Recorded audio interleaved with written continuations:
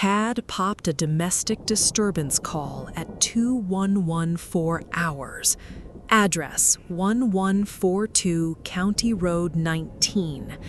And I remember thinking that number didn't ring a bell, even after 3 years working that end of the county. Dispatch read it back twice. Caller reported yelling, a possible physical altercation, a child crying in the background. I rolled out solo, Unit 14, with backup running 8 minutes behind me from the other side of the district. County Road 19 narrows fast once you clear the gas station at the fork, and the houses thin out to nothing for almost 2 miles. I had my spotlight on the mailbox numbers, counting down, when I hit 1142 and found a 2-story farmhouse sitting back off the road behind a sagging fence.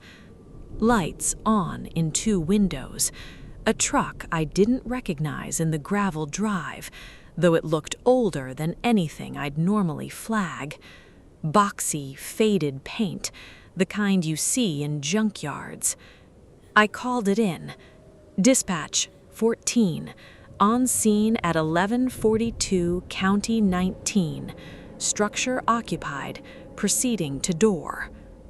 The porch boards gave under my weight in a way that didn't match how solid the house looked from the road.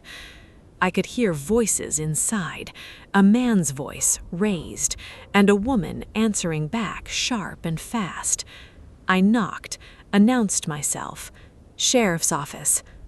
The voices stopped, not faded out, stopped like someone had cut a recording. I waited the standard beat, knocked again, announced again. Nothing. No footsteps, no shifting weight on floorboards, nothing. I tried the door more out of procedure than expectation, and it was locked. I walked the perimeter, checked the windows. Through the front glass, I could see a kitchen table set for dinner, plates out, a lamp burning on a side table. Through the back window, a hallway light on upstairs. My backup, Deputy Holt, pulled in about 4 minutes later and found me standing in the yard staring at a house that wasn't answering. We did a joint knock and announce. Same result. No movement, no sound. Lights still on. "You sure this is the right address?" Holt asked. I checked the CAD screen on my phone. 1142 County 19. Matched the mailbox post out front. Rusted numbers nailed into the wood. I told him that's what I had. We requested a welfare check authorization and a callback to the original caller's number. Dispatch tried it twice. Both times it rang through to a disconnected line message. No name attached to the number in the system, no prior call history, nothing. We left without making entry. No exigent circumstance once the noise had stopped and nobody answered. No visible injury through the windows, nothing that cleared the bar for forcing the door. I wrote it up as a non-contact welfare check, noted the locked residence, noted the disconnected callback number, filed it, and went back in service. The next morning, I mentioned it to our records clerk, Donna, mostly as a throwaway comment about a weird call. She pulled the parcel for 1142 County 19 out of curiosity, and that's when things stopped making sense. The Bell County Tax Assessor's database showed a structure at that address that was demolished in 1987. Property had been vacant ever since, just an open field with a collapsed foundation somewhere back off the road, according to the last survey on file. "That's not what I saw," I told her. "There's a house there, lights on, a truck in the driveway." She turned her monitor toward me. Aerial photo dated 18 months ago. Empty field, tree line, no structure. I drove back out there on my own time that afternoon, off duty, just to look.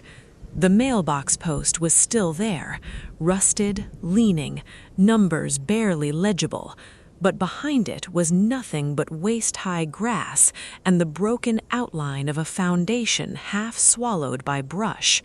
No fence, no porch, no truck. I pulled my body cam footage that night before it auto-purged into archive, expecting maybe I'd misjudged the angle, missed a house further down the road.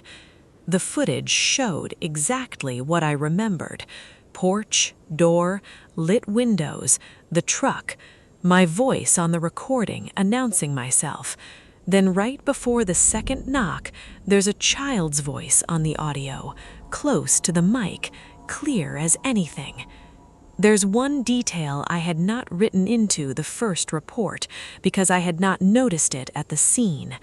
The porch swing moved once during the recording, a slow forward drift and return, though no wind is audible and nothing else in the yard moves. Holt was standing beside me at that point. Neither of us reacted, which tells me we did not see it with our own eyes. She says my whole name, not deputy, not ma'am, my full name, first and last, the way you'd hear it read off a roster. I've watched that section of footage more times than I want to admit, trying to find an explanation that holds up. Wind, static, a scanner bleed through, anything. Dispatch logs confirm the call came in, confirm the address, confirmed 2 units responded. There's no explaining away a recorded call history. I requested the file be preserved under the domestic call number rather than purged as routine video. The sergeant agreed after watching it once, then twice, and finally told me to leave the original alone and make no informal copies. I still drive County 19 on patrol. I still slow down at that fence post with the leaning numbers. Some nights there's nothing but grass moving in the headlights. Other nights, just for a second, I think I see a light go on in a window that isn't there anymore.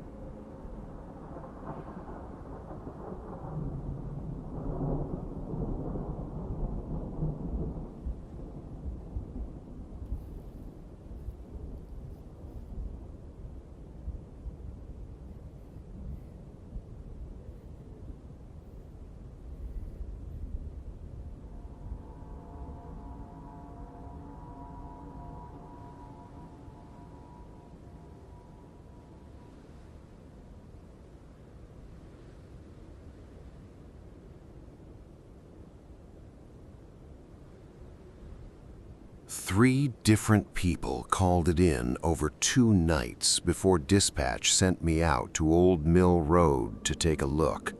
All 3 described the same thing, a white light moving between the headstones at Calvary Ridge Cemetery.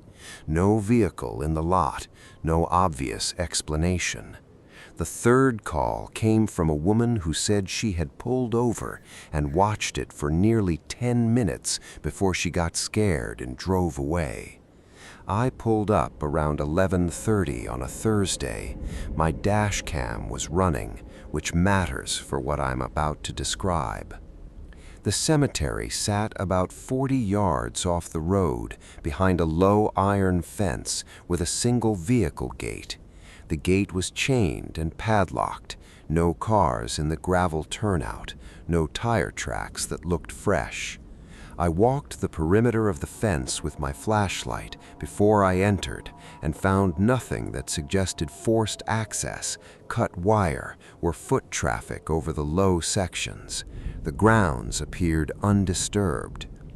I used the key box mounted at the gate post, which the county maintains for law enforcement access, and let myself in. I started a slow walk through the rows, checking my body cam was recording. The cemetery was older, with a mix of legible and weathered markers. Some sections dated back to the early 1800s based on what I could read. I was about halfway through when I saw the light. It was white, not a flashlight beam, not a reflection. It sat low near the ground, roughly the height of a headstone, and it moved slowly between two markers near the back corner of the property.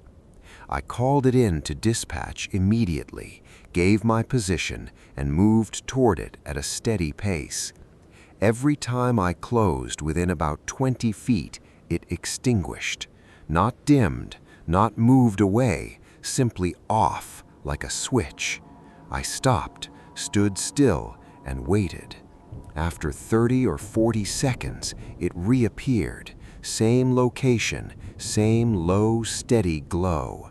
I tried the approach 3 more times, same result each time. It extinguished the moment I got close enough to identify a source. On my 4th approach, I stopped short and used my binoculars instead. The light appeared to be resting directly against a headstone near the corner, a smaller marker, sitting at a slight tilt with no visible inscription on the face from where I stood. I documented the GPS coordinates and marked the stone's position on my incident sketch before I left. At the time, I assumed the notation was just good procedure.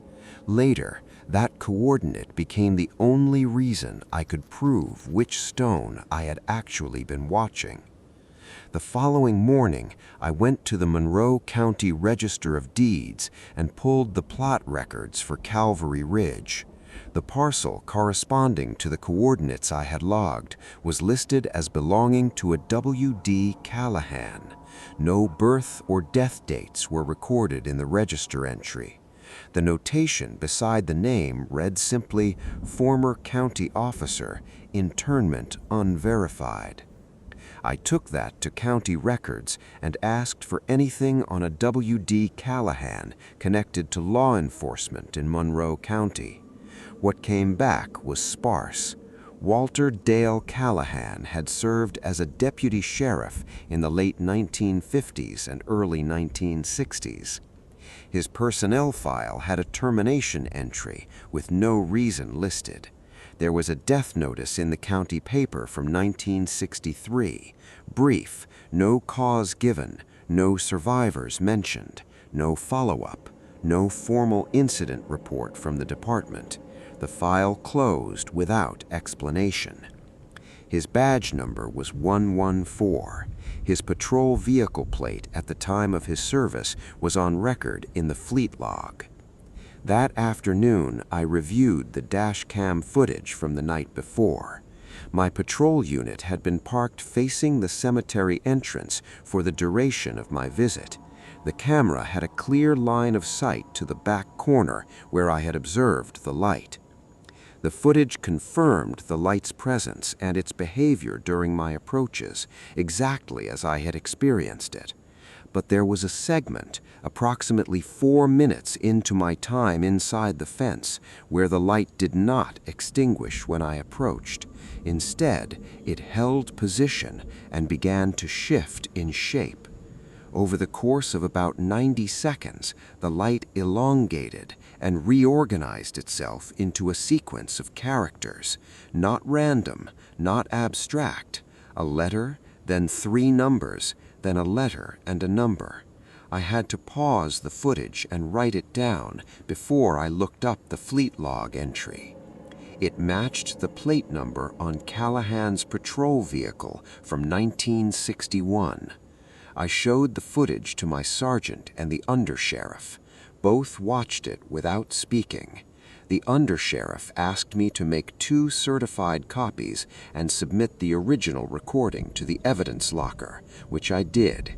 He said he would look into the Callahan file further and get back to me. That was several months ago. I have not received a follow-up. I have driven Old Mill Road a few times since then, not on any assigned call, just on my own time. The cemetery looks the same from the road. The gate is always locked. I have not stopped and gone back inside. I think about that plate number more than I probably should. A man who served in this county, whose death had no documented cause, whose grave has no dates on the stone, who apparently could not rest without making sure someone in a patrol unit saw exactly who he was. I do not know what Callahan needed from us, but I don't think he's finished trying to communicate it.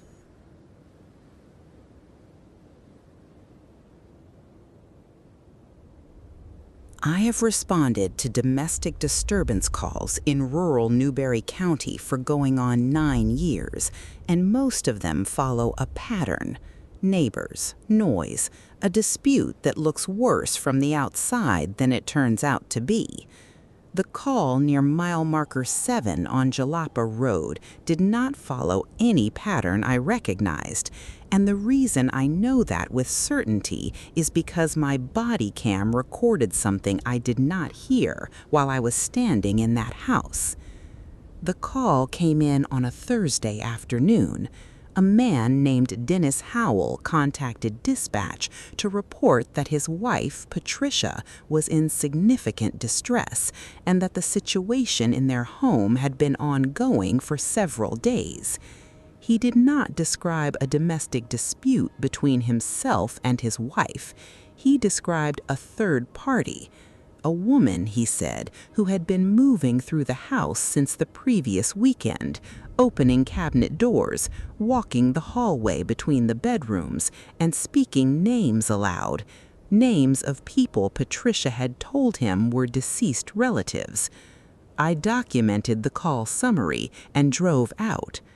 The house was a wood frame structure set back from Jalapa Road, built well before the road itself was paved, according to the visible age of the foundation and the tree growth around the property line.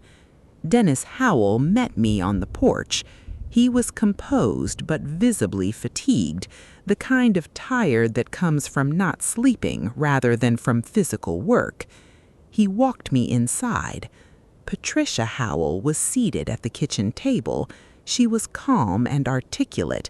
She told me the woman she had seen was older, wearing clothing she described as plain and dark, and that she moved through the house without acknowledging either of them directly. Patricia said the woman had spoken names: her grandmother's name, an uncle who had died in the 1980s, a name she did not recognize, but that Dennis confirmed matched a name from his own family. Patricia said it had happened 6 times over 4 days. I conducted a full interior check of the house. Every window was latched from inside. The back door deadbolt showed no signs of forced entry or repeated use. The attic access was undisturbed, still sealed with a layer of paint that had not been broken. There was no basement. I found no evidence of any unauthorized entry and no indication that a third person had been living in or accessing the structure. I interviewed both residents separately, documented their accounts, and checked the property through county records on my mobile unit. The house was listed under Dennis Howell's name, purchased 11 years prior to a county estate sale, following the death of the previous owner, a woman named Vera Adcock, who had lived on the property for most of her adult life. No surviving relatives had claimed the estate. I noted the name and finished my report documentation inside the house. I told the Howells I would flag the call for a follow-up welfare check and that they should contact dispatch immediately if anything changed. I asked Patricia to write down the names the woman had spoken as specifically as she could remember them. That evening, I reviewed my body cam footage at the office. The audio on body cam recordings in our department is consistent and reliable. The footage from inside the Howell house was clear throughout. During the portion where I was interviewing Patricia at the kitchen table, the audio captured our conversation without distortion. But at the 2-minute and 40-second mark, during a pause in Patricia's account, there is a voice on the recording that is not mine and is not Patricia's. It is a woman's voice, close to the microphone, calm and unhurried. It says, "It's Benson now. It was Aldridge before." My birth name is Benson. My mother's maiden name, the name on her side of the family going back 4 generations in this county, is Aldridge. I had not mentioned either name during that interview. I had introduced myself by first name and badge number only, as I typically do on domestic calls. I had not mentioned my family, my background, or any personal information. There is no way the voice on that recording obtained that information from anything said aloud in that room. I submitted the footage to my sergeant the following morning and requested a formal review. The audio was examined by the department's communications coordinator, who confirmed the voice was present on the original recording and was not an artifact of compression or equipment interference. It was submitted to the state for further analysis. The response came back, noting the voice as an unidentified audio anomaly of undetermined origin. I pulled the Newberry County deed history on the Jalapa property, going back to the earliest recorded transfer. Vera Adcock had acquired the land in 1951. Before that, the property had been held for decades by a family named Aldridge. I have not been able to determine whether Vera Adcock had any connection to that family or to mine. The county historical records from that period are incomplete. The archivist told me the gaps were common for rural properties in that era. The Howells remain in the house. I have driven past the property twice since the follow-up check. I have not gone inside again. I keep thinking about the way that voice sounded on the recording. Not threatening, not distorted, just steady and certain, the way someone speaks when they are correcting a small mistake and want to make sure you understand it, like she had been waiting for someone from that family to come through the door, like she recognized me first.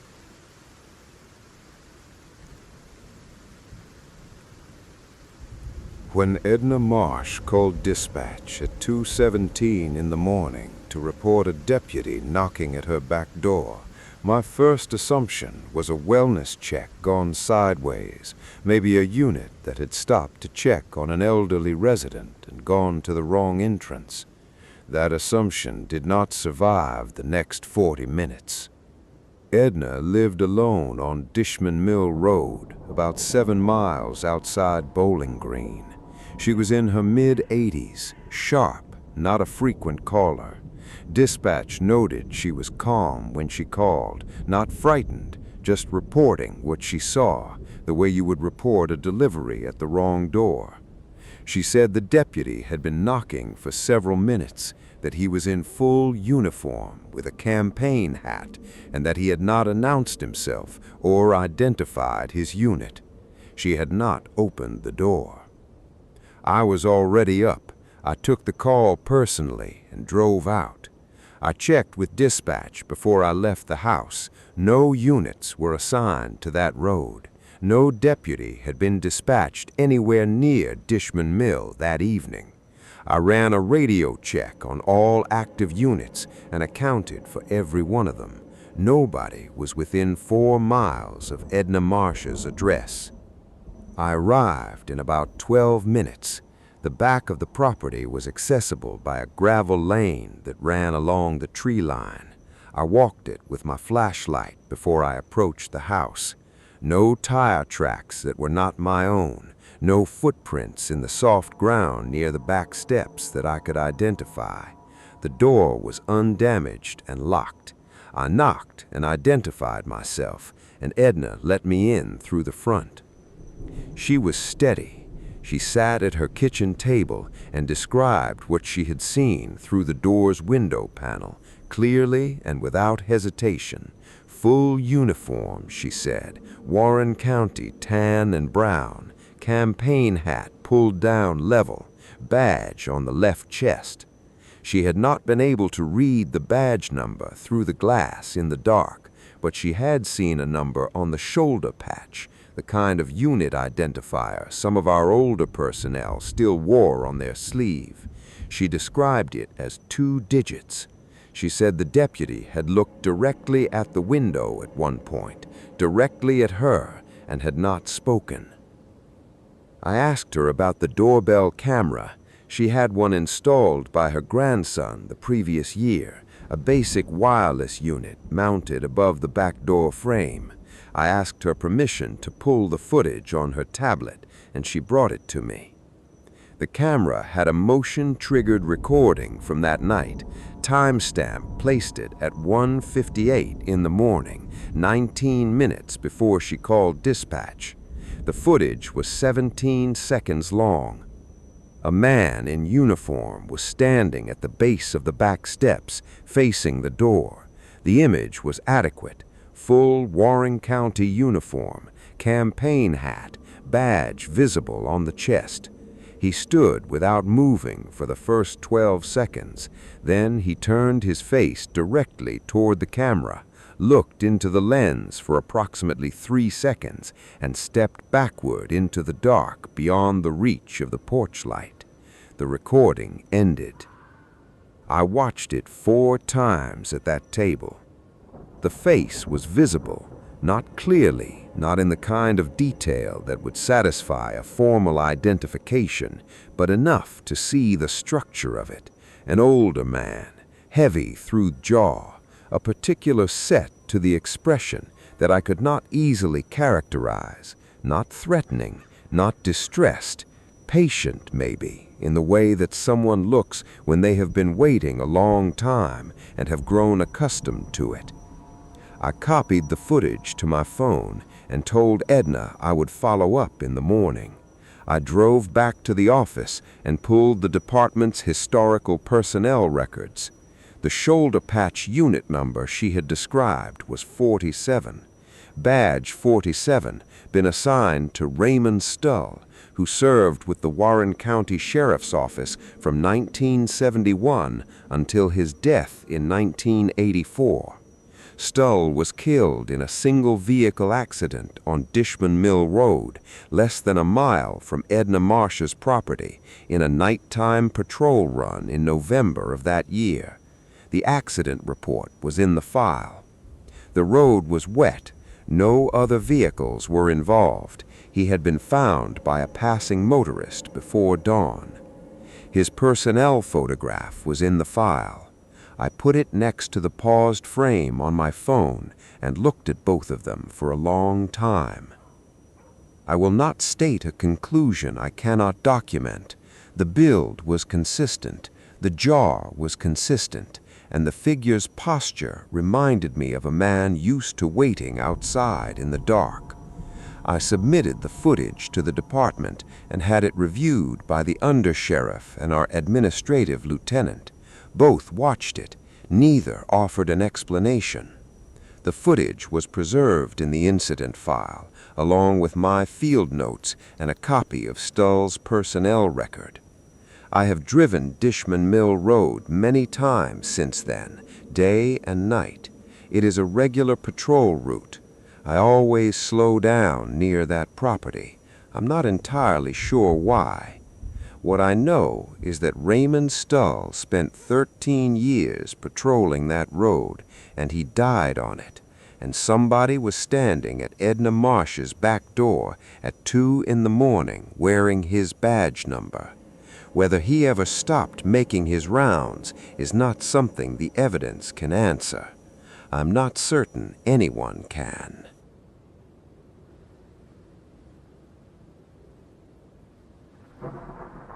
Dispatch gave me the address at 11:42 on a Thursday night, and my GPS returned no result for it. That alone was not unusual for rural Atchison County. Some of the old farm roads and field access tracks out near the Missouri River bottomland had never been entered into any modern mapping system.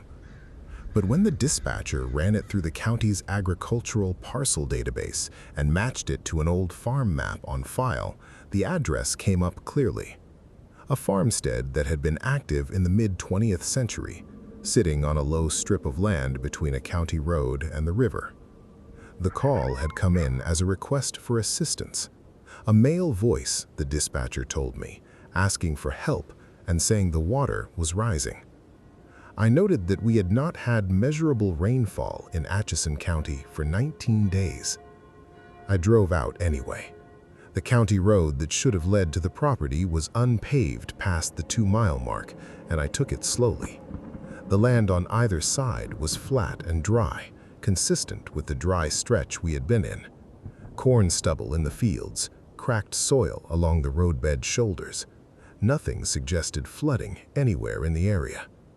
Then I came around a long curve and saw the farmhouse, a 2-story wood frame structure set about 40 yards back from the road. Standing water covered roughly 40 feet around it, dark and still, reaching the base of the exterior walls. It had no visible source or movement. I stopped on the road, confirmed the address through dispatch, requested any utility or drainage information that might account for the water, and asked for a second unit if one was available. None was close. The ground beyond the waterline was submerged to a depth I could not determine from where I stood. I called out, identifying myself as a sheriff's deputy, and asked for any occupants to respond. The response came from the second floor. A male voice, clear and direct, called out a name. My name, not my unit designation, not deputy, my surname, Redford, spoken the way someone speaks a name they already know, not the way someone calls out to a stranger. I took a step back from the water and keyed my radio. I told dispatch I had verbal contact with a possible occupant and that I was assessing access. I walked the perimeter of the waterline, looking for a way to reach the structure without entering standing water of unknown depth. There was none. The water encircled the house completely. The voice called my name a second time, same tone, same clarity. I documented the situation on my body cam, noted the water extent, and called for fire and rescue support given the potential for water rescue.